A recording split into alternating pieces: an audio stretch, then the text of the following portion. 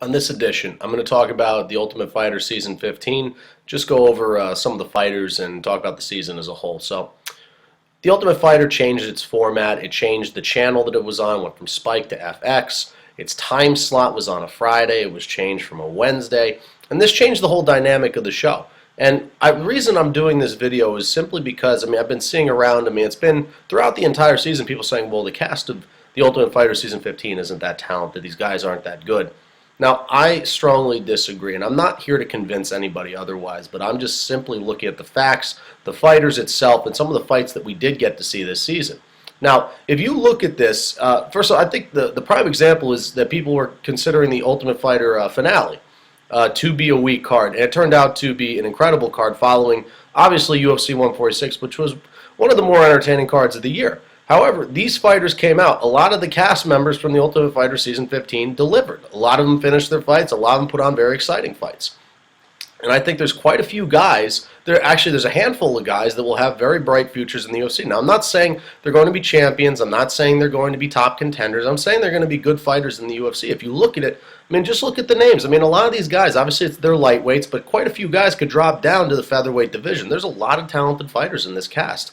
Let's look. The champion, Michael Chiesa, Ian Quinta, Miles Jury, Vince Pichel, Crookshank. The list goes on and on. Cecilia, Justin Lawrence. There's a lot of talented fighters in this season. And I just didn't understand people saying that, oh, the cast isn't that talented, these guys aren't that good. There's more than plenty of these guys are going to go on to have good MMA careers. So I think there's a couple things that actually add up to this, and I think it has to do with a couple of factors. Is that one, I think it has a lot to do with the change of format. I don't think people really like the format of the live fights.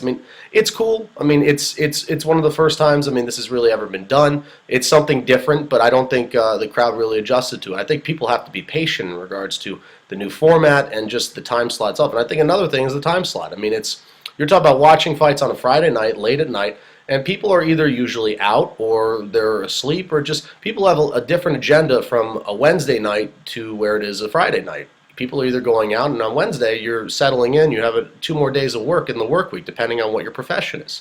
I think it has a lot to do with the time slot. And I think the ratings suffered because of this, as the ratings actually reached an all-time low, and I think it's really because of the time slots, because of the change of channels, and it's very unfortunate. I think it changed people's mentality on their view of the season, how everything was panning out. And quite frankly, people who missed out on the season said it was bad anyway. I think they missed out on a good season, fights-wise, to be quite honest. And another aspect, I think, is also the coaches. Now, I have no problem with Urijah Faber and Dominick Cruz, but if you're going to do The Ultimate Fighter, people like to see drama. And it had a lot to do with the cast, too. Not a lot of these guys, there's no bickering. This wasn't like the Ultimate Fighter Season 5 where these guys were getting in fights in the house, but it was a simple cast. These guys were there to fight.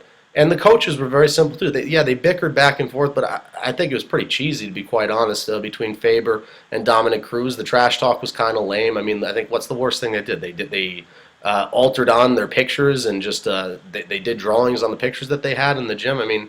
We've seen far worse. Let's go back to Season 10 of The Ultimate Fighter, where Rampage Jackson and Rashad Evans were practically in each other's faces every single episode. I think you have to, if you're going to do The Ultimate Fighter, it starts with the coaches. You need guys who are going to be in each other's faces, not fighting, but guys who are going to stir the pot a little bit. And Faber and Cruz didn't really do that too much. They were good coaches, though, most definitely. They got the most out of these fighters, but they're not entertainment value-wise. On television, it's all about entertainment value. Now, the coaches, not the most dramatic type of guys. They were there to do their job, but people like to see guys that are out there stirring the pot. Now, there's just a couple other points that I just wanted to bring up, is that there was lack of drama in the house as well. These guys weren't in there. They weren't talking. There wasn't much trash talking.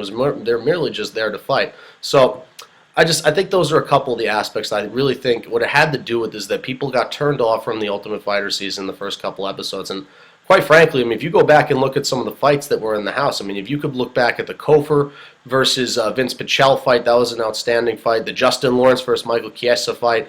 You could look back at the Justin Lawrence versus Cristiano Marcelo fight. There were a lot of good fights. The Ian Quinta Vince Pichel fight, the finals fight between Chiesa and Ian Quinta was a good fight. Then you look at the TUF finale, and these guys put forth some good fights. So what I'm trying to get at in this video is that the Ultimate Fighter does really, it does. The new format and just everything in general, between the time slot, the channel, the coaches, the drama in the house, is that it wasn't the best season in regards to that. However, for people to say that the fighters in the house weren't talented and the fights weren't that good this season, I think you're sorely mistaken, to be quite honest. And I'm not here to change your perspective. You could very well view this season as a massive failure, and it could be on paper and based on the ratings and everything. Yeah, it's very well considered a failure. However, it needs time. But I think in the entertainment value-wise, between the fights and the fighters itself, I think this was a very successful season. However, in regards to entertainment value, there's still a lot to work on in regards to the Ultimate Fighter. So I'm just here to clear that up. Is that not here to change your perspective, but I'm just here to lay out the numbers, the facts, and my perspective on things. And I thought that the cast of Ultimate Fighter Season 15, the live format, I thought these are some very good fighters. You're going to see a couple good fighters in the lightweight division. We're going to see a couple of these guys drop down to the featherweight division, and these guys are going to have successful mixed martial arts careers. So I think for people to say just because it was a low popularity rated season doesn't mean that the fighters and the fights itself were not good. So that's what I'm trying to clear up in this video. And hopefully the Ultimate Fighter can work out its format, find a better time slot, but until then, we're going to continue to see this. So that's just what I have in regards to everything. And that's what I have for this edition. This is Kyle Delaney signing off. I'm out of here.